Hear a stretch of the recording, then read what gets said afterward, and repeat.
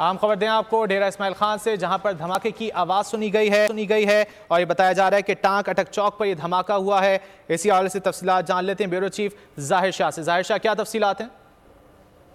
جی، ابتدائی اطلاعات جو موصول ہو رہی ہیں اس کے مطابق 112 پولیس کا یہ کہنا ہے کہ ٹانک اڈے کے قریب ڈیرہ اسماعیل خان شہر ہے، وہاں پہ دھماکہ ہوا ہے۔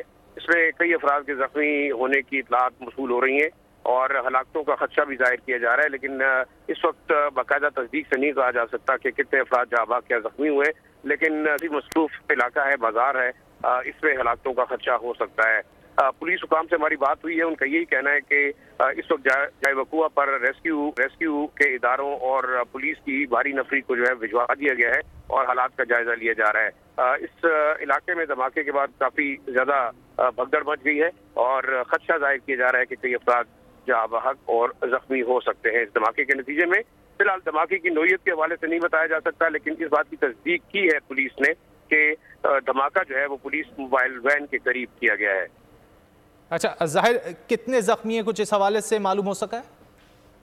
جی بالکل، پولیس کا یہ کہنا ہے کہ کئی افراد زخمی ہوئے ہیں، اس میں انہوں نے ہلاکت کا خدشہ بھی ظاہر کیا ہے۔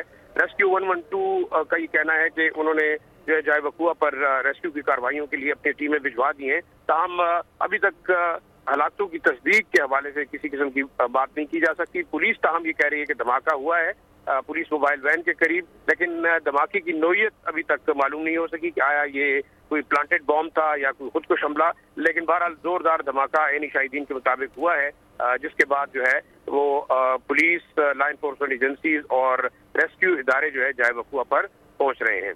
ڈیرہ اسماعیل خان میں ٹانک اڈا چوک کے قریب دھماکہ ہوا ہے۔ پولیس کی جانب سے یہ بتایا گیا ہے کہ پولیس وین کو نشانہ بنانے کی کوشش کی گئی ہے۔